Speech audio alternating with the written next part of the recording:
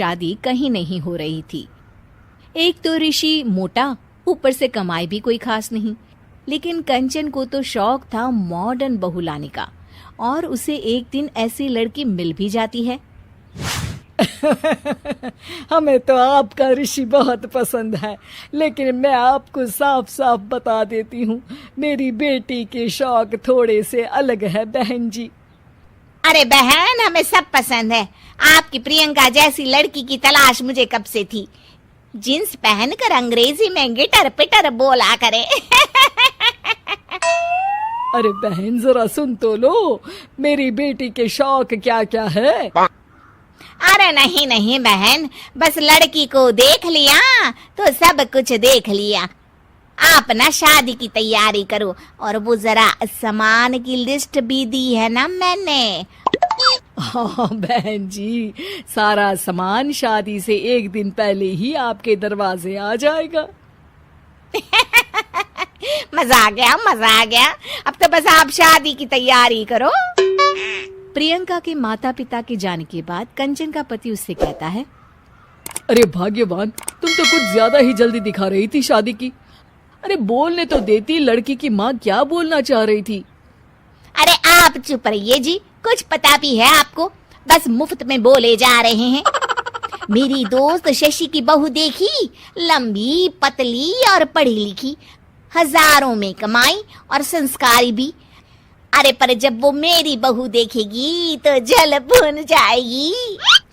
लेकिन तुम तो शादी ऋषि के लिए कर रही हो ना, या शशि के लिए?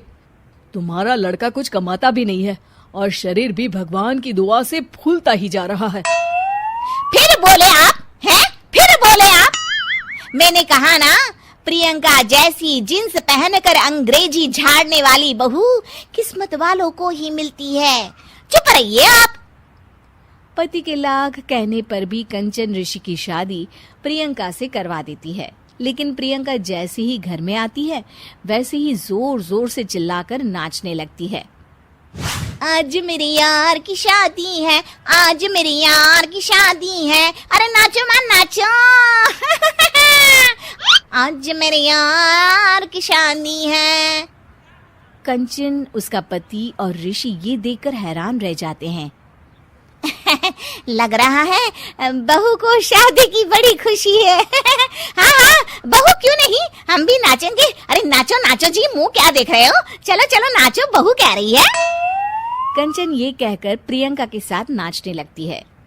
ऋषि और उसके पिता वहां से चले जाते हैं। अगले दिन कंचन अपनी सहेलियों को प्रियंका से मिलवाने के लिए घर बुलाती है, जहाँ शशि भी आती है।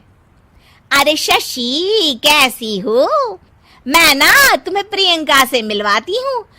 अरे सच में बहुत ही एडवांस सोच की लड़की है, कितने मॉडर्न ख्यालात है उसके, पता है तुम्हें? अरे हाँ कंचन, जरूर, बच्चों की शादी अच्छी ही होनी चाहिए। और वैसे भी तुझे तो शुरू से ही ऊंचे ख्याल की बहू चाहिए थी। तभी कंचन की सहेली कहती है, अरे कंचन, बुलाओ ना प्रियंका को, हम भी मिल ले।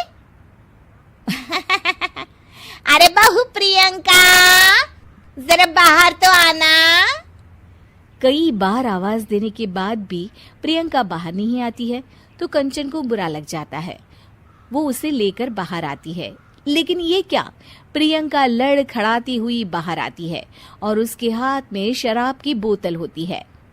हालांकि शराब पीना स्वास्थ्य के लिए हानिकारक होता है और ये हमारी किडनी के लिए बहुत ही खतरनाक है, लेकिन कंचन की बहू प्रियंका पूरे नशे में होती है। अरे इतने सारे लोग। ये कहकर वो शशि के पास जाती है। आंटी जी, पत्ते खेलेंगी, पत्ते। अरे दूर हो, दूर हो, तुम्हारे मुंह से तो शराब की बदबू आ रही है। अरे कंचन, माना तुम्हें मॉडर्न बहू चाहिए, लेकिन आधुनिकता का मतलब ये तो नहीं ना। बुरा न मानना कंचन, तुम्हें पता था कि तुम्हारे बेटे की कमाई और शरीर दोनों ही ठीक नहीं है, तो तुम्हें उसी हिसाब की लड़की से शादी करवानी चाहिए थी। ऐसा कहकर सभी औरतें वहां से चली जाती है। तभी प्रियंका की माँ कंचन के घर आती है। अरे बहन जी, बड़ी चालाक निकली आप तो। बिना बताए अपनी पियक्कड़ बेटी मेरे लायक बेटे के गले में बांध दी। आय हाय, बड़ी आई बिना बताए। उस दिन जब मैं ये बात बता रही थी तो तुम तो सुनने को भी तैयार नहीं थी। अब भुगतो तुम। ये कहकर वो वहां से वापस चली जाती है। सबके जाने के बाद कंचन अपना सर पकड़ लेती है। हाय रे, आधुनिकता की अंधी दौड़ में मैं अपनी संस्कृति ही भूल बैठी थी। अब तो राम ही बचाए मुझे।